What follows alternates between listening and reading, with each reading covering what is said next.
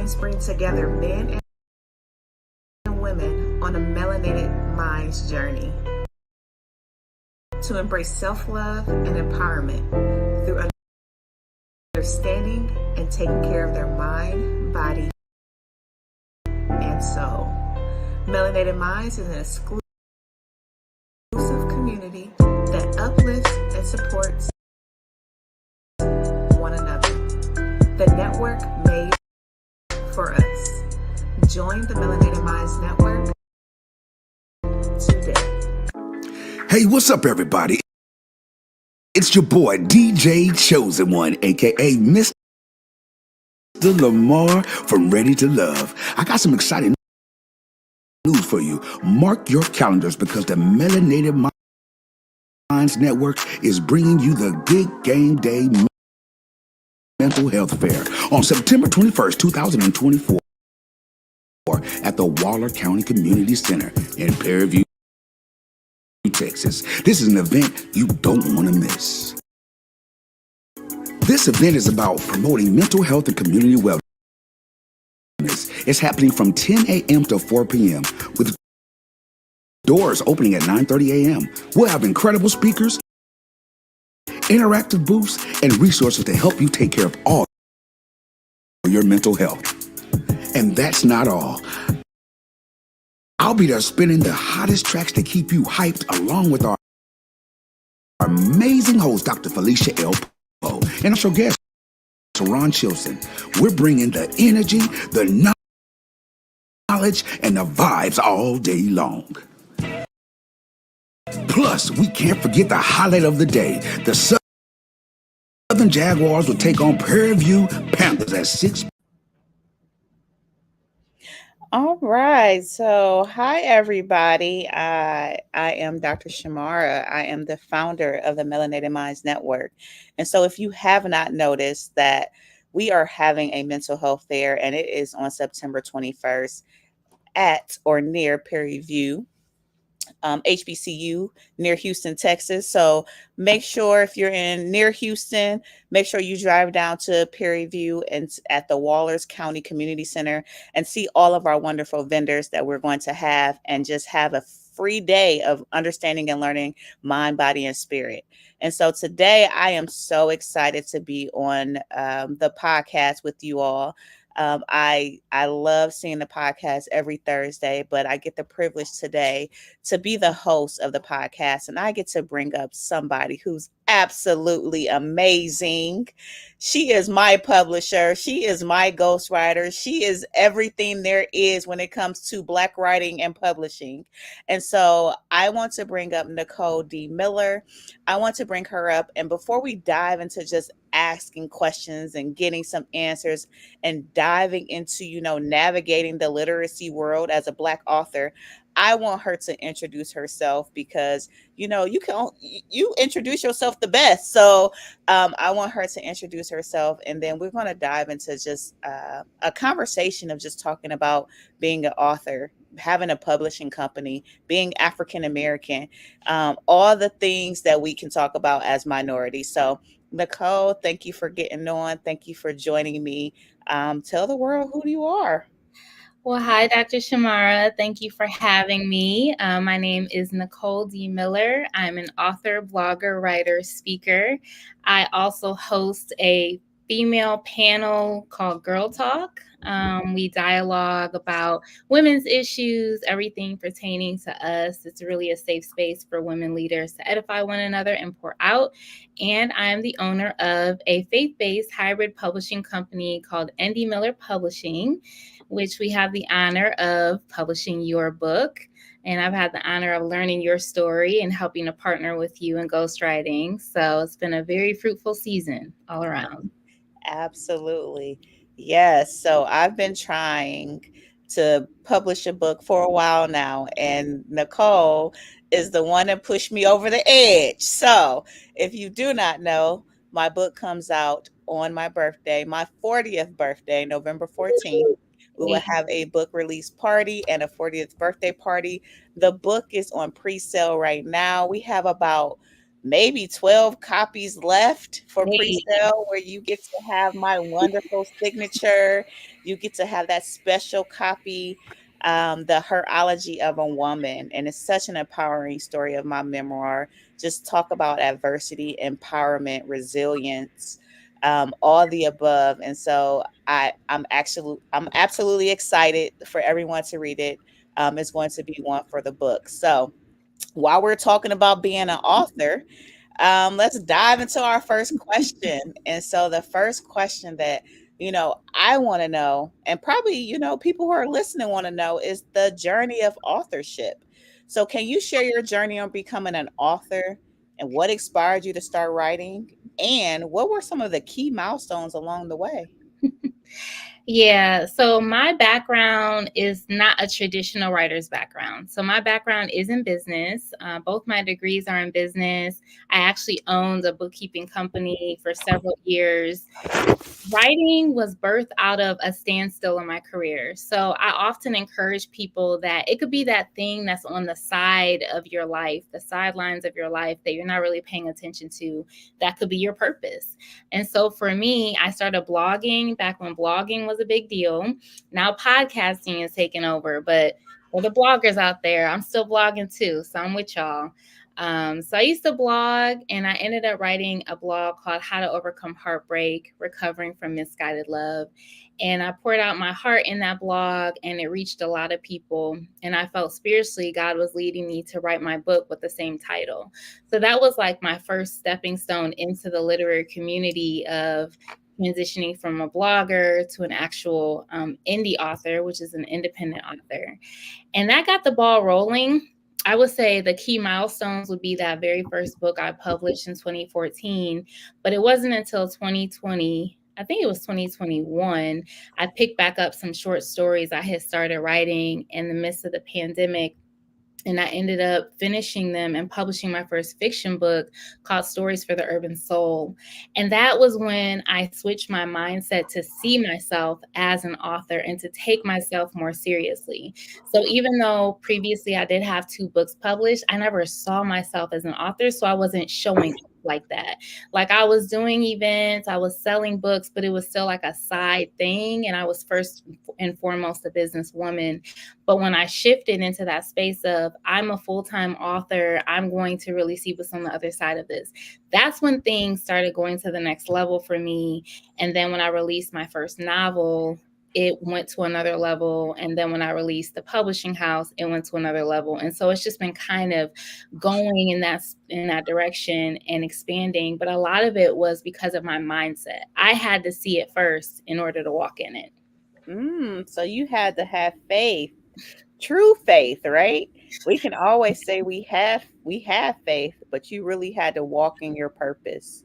I And really had to show up like that. And sometimes, even with faith, we kind of catch glimmers and we don't see the fullness. So I was on my way to my book launch for Urban Stories with one of my best friends. And I said to her, what if this actually works?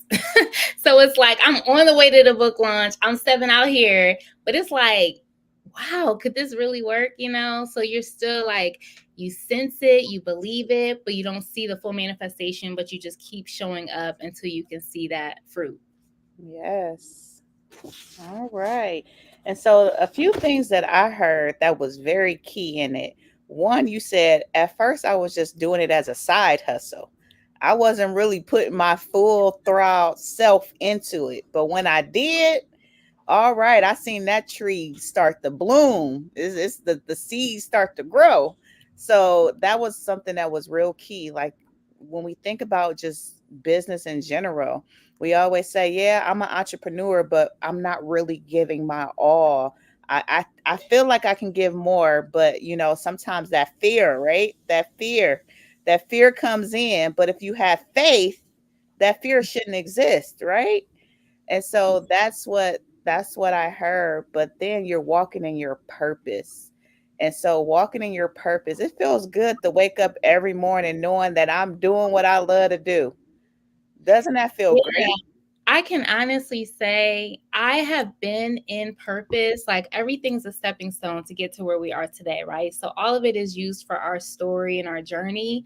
but I've never felt as fulfilled as I do now being a full-time creative. Like, I enjoyed accounting.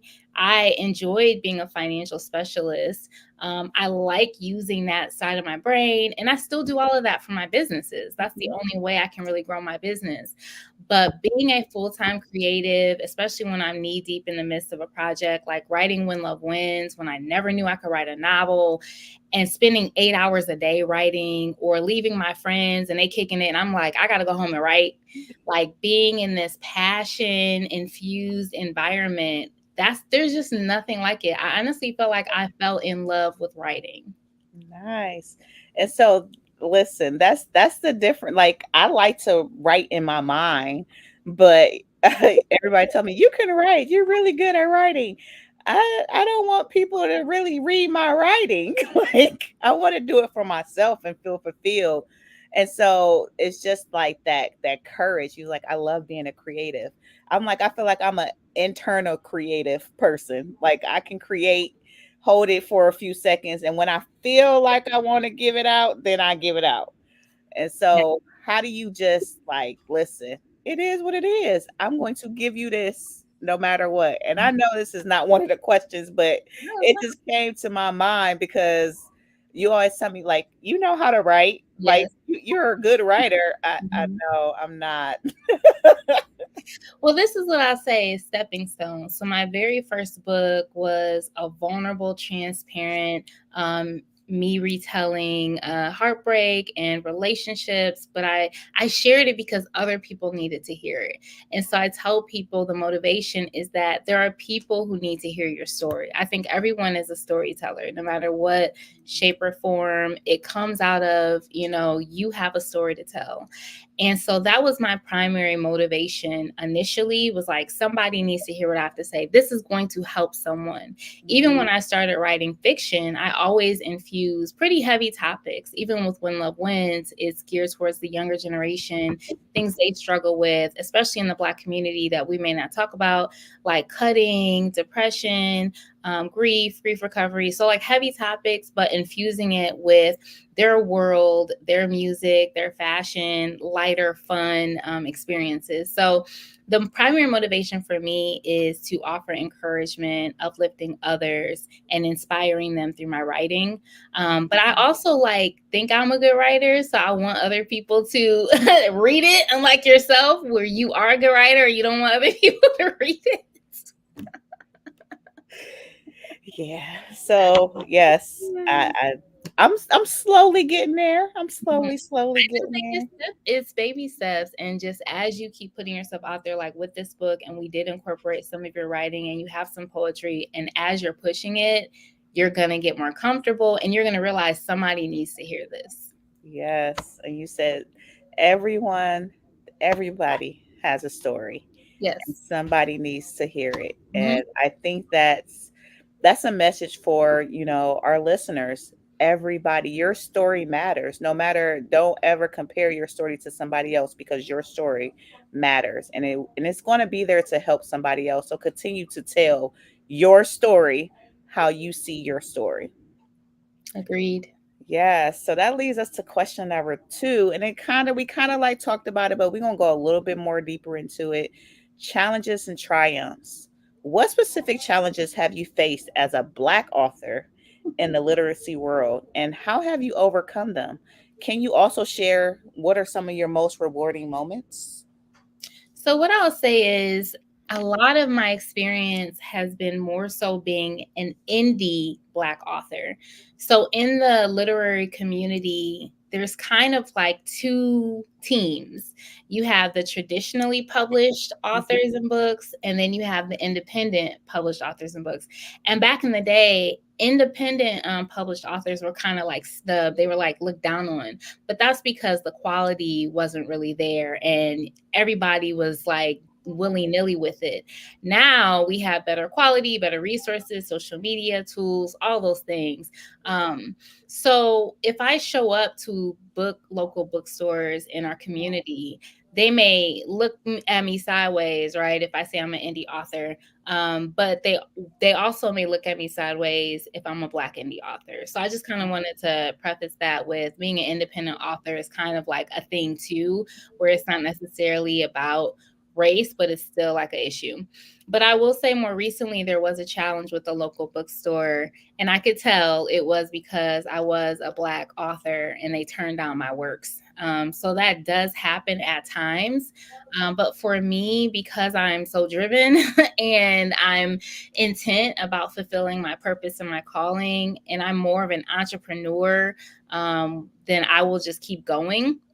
And so the rewards have definitely outdone any of the closed doors. So the rewards have been people inviting me, like more recently with the Power Brand experience, getting to be a moderator, on that, being featured in different interviews like this one, hosting the event for Girl Talk, having people show up, connecting with leaders such as yourself who are like-minded, but more tangibly, even just the awards I received this year. So I actually was the recipient of the Emerging Leader Award through Career Mastered, and that was in May, actually. And then I got in the Who's Who this year. And so there were just several different nominations and just others applauding the work I've been doing. And that was a surprise because I didn't even know you could get awards being an independent author. And I wasn't doing it for that. Like, I really was doing it because of purpose, because of what I believe I'm called to. So it's definitely highs and lows, but as an entrepreneur, you kind of expect that. And the highs definitely outweigh the lows. Absolutely. Absolutely. The highs outweigh the lows. Yes, say them accolades. What say them all, because you are doing the work and you're very genuine when you do it. And it's the education. So for me, it was the education, like guiding me, not just, telling me what the world is, because like you said, being an author, it's a whole nother world. I'm like, I'm learning something new. Like, I gotta do what?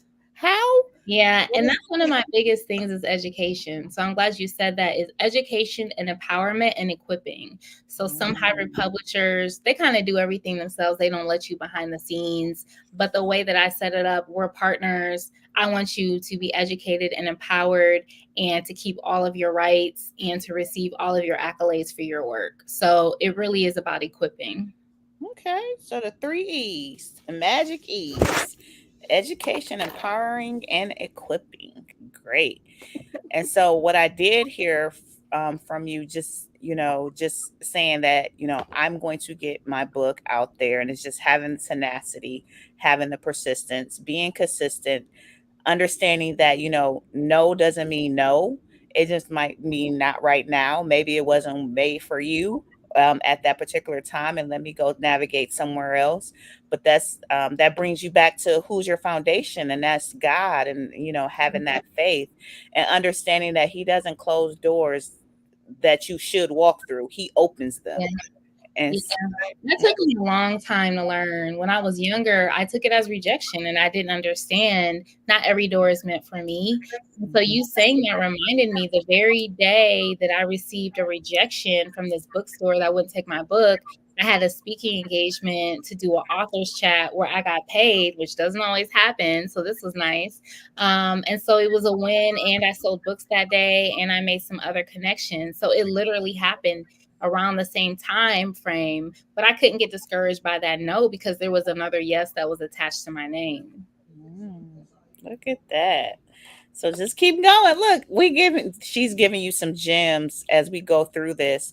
And just for inspiring authors, if you're thinking about being an author, if you just like to write and you said, I don't want to be an author, I just like to write, just continue to do so, because you never know. Somebody might pick up your writing somewhere. You might leave it and they're like, this is absolutely amazing. Let me find this person. Just keep Yes, going. it's true. That's true. It's never too late. It's Yeah, I agree. Toni Morrison, she actually published her first novel at 39. I was 39 when I published my first novel. So it definitely isn't too late. And most writers need life experience for their writing to be, amazing. and you never release your first draft. So writing does usually take time. When Love Wins took me 2 years to write. I'm currently working on my second novel. It's been about 3 years. So sometimes it doesn't come all immediately or at once. So don't be frustrated with yourself. Man, 39 must be that magic number. Maybe I'm in the right spot. 39. Mm-hmm. Okay. I knew Toni Morrison wrote her novels like later in life. So that's good to know. Let me write that down. Let me figure out what 39 is going to envision into 40. Um, so let's get to some culture representation. How do you incorporate your culture heritage and your personal experience in your writing? And why is it important for you to represent the Black community in your work? Yeah, so I'm pretty big on that because my books infuse Black culture and faith. So I grew up in the 90s when we had like those classics that we used to read that maybe we shouldn't have been reading because we was too young, but we was reading them anyway. And they were fun, and I loved the music, the fashion, the hair. So my goal is to release that same vibe to this generation because that's how storytelling like keeps our heritage alive when we pass it on from generation to generation.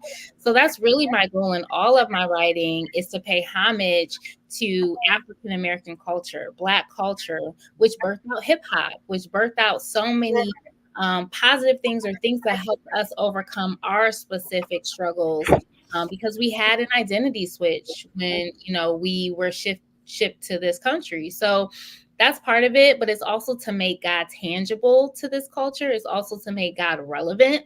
So many people think God is like this old white dude sitting in a cloud, and it's like, no, he's in me, he's in you, so he looks different and unique in each of us. For Nicole D. Miller, like he's gonna be kicking it, he's gonna be dancing, he's gonna have swag, he's gonna be in a fashion like this is me with Jesus, right? And so I really try to incorporate that through my characters to make him tangible and to know that he's with us through every single situation we go through. So that was part of the question. What was the last question you asked? You sorry. The last part of the question was you actually said something about it, but why is it important for you to represent the Black community in your Yeah. work? Yeah, because we're underrepresented, and so often, especially in our generation, I think things are kind of shifting now, but you only heard like one narrative, which was predominant the majority who was running things, which was predominantly white people. So even in my books and my stories, I make them the minority. And I think one thing Toni Morrison did was she didn't even include them in the conversation at all, and she got pushback for that. I will include them, but I usually have them learning from our culture and I have them experiencing being the minority. And so one of my goals is to bring racial reconciliation through my stories as well. Okay. All right. Some social justice up in there. Okay. Yeah. Black lives matter. Just Black power. matter to Jesus. So I get it. All right. And so as you were talking, and you were talking about hip hop, I just thought about one of my favorite movies, Brown Sugar. And he said, when did you first fall in love with hip hop? Yeah. So that just brought me into understanding our culture and how creative we are. And we use creativity to get us to, different levels and not realizing that, man. And so often our creativity is birthed out of our pain. And I think the most powerful stories are out of pain. And I know Indie Miller Publishing, we just kind of specialize in giving a platform and space for those types of stories, including your own book. So there's really a theme of resiliency and overcoming adversity with the books that we publish. Nice. And so are you satisfied with, those themes being known for that as in your publishing company? Yeah, I think that this is my lane, Okay. is really to share with the world that you can overcome the most insurmountable adverse experiences, like the hardest things, the most tragic things, the most hurtful things, if I can do it, you can do it too. That's just kind of like the theme in the books that we publish, and the theme in my own writing, even in my fiction books. And I don't know if others necessarily are doing that. I think of Tyler Perry, like I think he's called to more of the four walls and the church and the religious sector. I don't feel called to that sector. I feel called to outside of the four walls, those who are in life and maybe they don't relate to being in church, but they still love God and they still have a desire to follow him. And I really want to show that he is in life, he is in culture, and he is with us in our homes and in our situations. Yes, it's not about just the four walls, it's outside. So I love that. And so that leads us to saying, what advice would you give aspiring Black authors who are just starting out? And so I know you gave me this little speech when I first started out because I was navigating different ways of maybe me writing my book and I moved a page, having a coach where they sit there and tell me you need to write. I know what I need to do, but am I going to do it? Because I just can't. Yeah.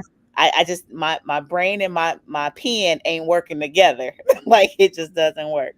And are there any resources or strategies that you found particularly helpful? So what I'll say is I do offer one-on-one coaching, which is what you're referring to is our coaching session, where I do 45 minutes. And my goal with my clients with that is that they leave feeling equipped with resources, that Mhm. you have a goal and I give you tips, tools, and resources for you to take the next step in meeting that goal. So it kind of depends on where you are in the aspiring writer or author spectrum. Like, are you one that feels like you can write? Then I would say, are you writing a narrative or a memoir? You can actually pull from personal journals. You can pull from blogs. You can record on your phone. One of my biggest tips I give is writing 30 minutes a day, like taking 30 minutes out of your day and seeing what you have at the end of the month. Right. And part of the whole game with in the literary community with publishing is word count. Word count is a big thing. So if you have a goal of a word count, and I'm a math person, so if you have a goal of a word count and you take 30 minutes a day, look at how many words you have by the end of the month and how many words you need to fulfill that goal, you can figure out how many months it'll take for me to write this. And so as long as you're diligent with crafting out like a piece of time daily, we do it every day. We're wasting some time every day that we're not doing anything, right? So those are some of the tips that I would say. If you want to develop in your craft, which I highly encourage if you're going to be serious about it, take writing workshops. That was something that I did. I'm what they call self-taught. So I'm naturally gifted at writing, but there's so many rules and things to learn about literary writing, especially different genres. So Lit Cleveland, they're a huge literary organization in Cleveland. They were where I got my start for writing fiction. And I've taken so many free workshops with them. During the pandemic, I tapped into a lot of online workshops. I do poetry too, so I've taken poetry workshops, and I've just dabbled in a lot of different genres. I do nonfiction, fiction, poetry, journalism. So I'm also a journalist, and I would just say keep practicing. Like writing is just one of those things that you get better and better as you keep using it. Okay. And so you brought up something that made me want to ask a different question. Have you ever done or conducting like a healing guiding writing? I don't even know what that is. Like you Okay. heal through your writing, you mean? I'm guessing somebody said something, and I was surfing through social media, and she's a writer as well. And so she says she started to do workshops on healing guiding writing. And I'm like, oh, that's interesting. I'm wondering, what Yeah. they're doing. Is it like structured? So I was like, oh, let me ask you, have you ever done that before? I haven't heard of it, but for me, I will say I received a lot of healing in my writing, especially fiction writing. So I got into fiction writing because my mom passed and I couldn't read anything heavy. I couldn't do like self-help or education or anything heavy. So writing or reading creative writing was my escape. And I didn't know that that was stirring up my creative writing gift. And so when I got out of that period of time where I wasn't writing at all due to grief, so that was 3 years, and I started writing, creative writing, it flooded out of me. And so writing When Love Wins are these two characters who lost their moms at different stages. So I was able to process my grief through these two characters, one in particular. And then even in the novel that I'm writing now, I was able to process more grief, and I felt completely healed after finishing the first draft of that novel. So I will say, like, writing has been a huge tool of healing for me, and I'd be interested in looking into that more because that could be something I get more into down the line. Okay. And so I feel like even though I kind of like guided me into writing, I feel like that was healing as well. Although I went to, therapy and I had other aspects in helping me, it was just opening up another aspect of my creativity to understand how can I get my story out there and really talk through it. Because in therapy, I talk through it, but now after like a year or two, I'm coming back to it, and I'm understanding, like, I still feel some emotions, but I can help myself and work through those emotions while I was talking to you. And so I think that was a second part of healing. Like, okay, I feel like I'm really getting through this. I really crossed that bridge. I'm no longer just sitting in the middle of the bridge. I actually crossed it. Yeah. And I think because this is your profession, it's like layers and layers and levels, we're complex being. It makes me think about my very first book. I wrote it 7 years after the breakup, and I was in a space where I was completely healed. And I talk about it in this book. It's like I was no longer in the movie. I was in the audience watching the movie. Mm-hmm. But when you're in the movie, you feel it all, right? Because it's raw. You're the character in the movie, like, I'm here. But when you're in the audience, you're just kind of watching it, and you're not feeling it like as deeply as you would if you're a character. And that showed me my own healing. But I definitely think even as you keep showing up with your book and sharing your story and revisiting it, you're going to just see the empowerment and the strength. And then you're going to see the transformation of others from hearing your story. And that's going to keep empowering you. Yes, because it's a lot of stories. It's a lot. A lot. I need to take breaks. I'm an empath too, so I feel all of it. So, like, guys, like, girl, you can't just chug this out. You need to take a bath. You need self-care. I'm like, yeah, clearly. Take it off of me because I'm not an empath. I have empathy, Yeah. but I can let other people's emotions just roll right off. Well, you needed that. You needed that protective mechanism for your journey for you to overcome the things you did. Absolutely. And so I have one more question, but before we get to that question, I do want to say that I absolutely thank you for getting me to this part of just having the opportunity to get my book published and, to be an author. During the pandemic, my daughters became an author. Like, they wrote 2 children books, The Leader Within and then Gabby the Great. Madison didn't somehow make it to her own book, but it was just a simple fact that they did theirs. And I'm just like, I've been wanting to do a book. Everybody keep telling me I need to do a book. And I'm like, I don't understand how writers just do this. But to be able to see it come about, to come to life, the name, the horology of a woman, and actually reading the book. And I'm just like, this is really the horology of a woman. Like, if you read this book, you really, really will come out with so many skills. And like you said, the things that we do, the paths that we take set us up for everything else. And so me being a psychologist and navigating how to hold emotions and assisting someone else on, asking them the right questions. Like, these are some questions I need to think about for myself. And so that was absolutely amazing. And I don't want to give too much of the book out because you have so much that you can, get from it. So you are able to pre-order the book. It is on our website, themindologistdoc.com. Look at that.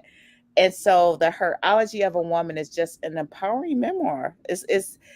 Even though it's about, my journey, my life, I feel like every piece of a woman is in this book, at no matter what age you are at. And so it just celebrates resilience. It celebrates strength. It celebrates self-discovery. It inspires you to overcome the things that you're fighting with, whether it was in your past, in your present, or things that you think about might come in the future. So it just helps you embrace it, work through it, and gives you some light that everybody goes through something, and how you manage that is the resilience you have going through it. So I'm so excited for that, and to have you on my journey with me. And so I can always be, an advocate, such an advocate. And so the question I have, which is like the dying question for everyone, is how do you see the landscape of Black literature evolving in the upcoming years? Like, what are some roles do you hope to play in shaping that future? And what changes would you like to see in the industry? I think the biggest thing for me is using the faith piece. I think often we get swayed by culture, and culture is always changing, right? So what was hot 10 years ago isn't hot today. We have different movements that are happening and different ideas. Identity is fluid. Everything is kind of fluid right now. So one piece that I really want to bring to the table is the foundation of truth, the foundation of these values that were instilled in our grandmothers and their grandmothers and their grandmothers that built the family, the Black family backbone. So when I think of the movie Soul Food, I think that's such a good example of the grandmother who was like the glue to the family. And so many of us had that experience. So I really want to make sure that faith is still not just in the conversation, but is like, has a seat at the table and is the table itself, because that's really what's going to keep not just our people grounded, but humanity grounded. I definitely want to see my books on screen. I have hopes for that happening. And I think that's going to give more influence for these values that I stand for, like social justice, like racial reconciliation, like inner healing, like mental health. Those are all the things and women empowerment and femininity. All of these things are important to me. So I would say overall, but it would be the spirituality piece, knowing that God is near us and with us, and getting away from the stigma of being judged or just going to church on Sunday, but like that He's an active participant in our everyday lives. Absolutely. Going back to the foundation. Yes, I absolutely love that. And I'm all for your books being on screen. Can I be an actress? I can act a little bit. Probably have to do the tryouts, but keep in mind, I'll keep you in mind. I got you. And so I want to say thank you. Thank you. Thank you. Thank you for always taking the charge to come on and tell us about all things that you do, but also just being that educator, that empowerer, and that equipter for everything that we need within the Black community. When I think of somebody who says, all Black, I think of you because you love our culture, and that's absolutely amazing. It is, I appreciate that because I have my own history with feeling rejected from Black culture and growing up and dealing with colorism and things of that nature. So it's been a healing. It's been a healing thing for me, for God to be like, the enemy came for you in this way because I've called you to the urban community. And just to have my heart broken for lower income urban community members. A lot of my family relationships have went through those hardships. And like I said, I'm an empath. So yeah, my heart does break for our people, especially for those who are not heard and underrepresented and whose voices are minimized. And I've been given these opportunities because of the ancestors that went before me, who suffered, who couldn't even read. And now I'm publishing books. So I'm walking out the dreams that so many before me couldn't walk out. So I just feel a calling to do that, to make sure that our voices are heard. Absolutely. Our purpose will make room for us, no matter. We'll break down walls. And so I want you to tell all our listeners, how can they find you on social media? Like, where are you? What? I'm always on Instagram. So you can find me at HTOHB, which stands for How to Overcome Heartbreak, which is my first book. You can find the publishing house at Indie Miller Publishing. I also have a Facebook business page, facebook.com/HTOHB. And then, of course, my website is NicoleDMiller.com. If you'd like to learn more about When Love Wins, you can purchase it at whenlovewins.love. And of course, the publishing house is indiemiller.pub. And you can find me on LinkedIn. There you go. She had that down pat. Mhm. And so I want to say we do have our first mental health fair in or near Houston, Texas at Prairie View College. And we will be there Saturday, September 21st. It will start at 10 a.m. and at 4, but you can go next door or right across the hall or right across the street and watch Southern and Prairie View play some football. And we look forward to just educating you on mind, body, and soul. You can always visit and learn more about the Melanated Minds Network by visiting www.formelanatedminds.net. And we'll see you next week on another episode of the Melanated Minds podcast. So thank you so much, Nicole. Thank you. Awesome.